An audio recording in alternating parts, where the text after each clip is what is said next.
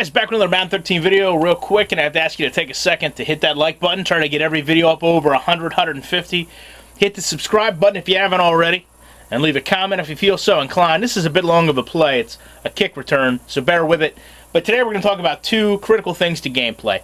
First of all, I'm going to talk about pursuit angles, which in this game leave a lot to be desired and really have to be expounded upon next year.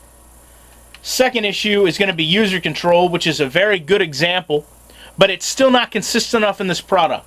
So what we're going to talk about here is Brandon Flowers, cornerback, 89 speed, Stevens Howling, halfback, 94 speed, but how they interact with each other from a returner to gunner perspective. And pursuit angles have long impeded Madden, and this is a great example why. You know, pursuit angles are not so much read and react as they are run to a point, get in front of the ball carrier, and then try to make the play. But that's not what happens in Madden.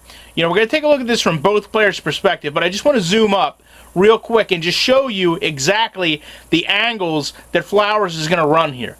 You see him run down, now he's going to turn up, then he's going to turn back down, then he's going to turn back up, then he's going to run in line and try to make the play. And all that is wasted ground, wasted speed, wasted agility, wasted pursuit. One line to the ball carrier is all it takes. Now we're going to go back and we're going to analyze this as we see him pursuing downfield. You can see that he's running right toward the ball carrier, which is okay.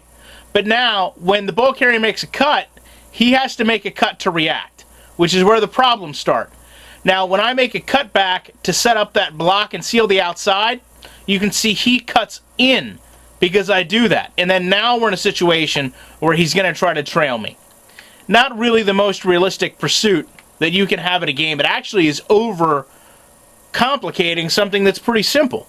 Now, when we take a look at this from Stevens Howling's perspective, I'm going to just take a look. I'm going to highlight Flowers for you so that you can understand where he is. And then now we're going to put it into motion, and you can watch him specifically come down the field. So there he is, running right towards me. Everything's fine. And then now as I cut, he has to make that same mirror cut. And then now as I cut over, you can see he makes that same mirror cut over. And then now once I start running, now's when he's going to try to get to me. And the problem is here, this is the 25-yard line.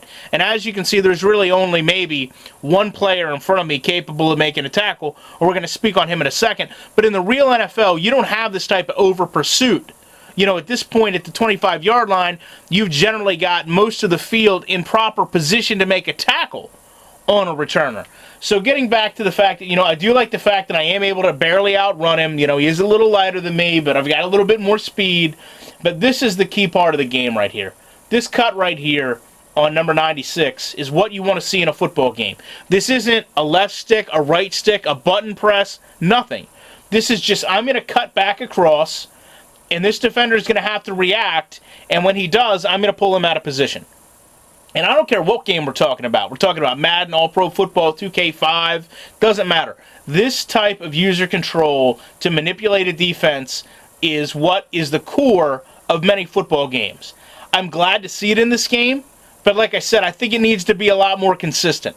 And it's really not. So again, guys, I'll be back with more videos this week.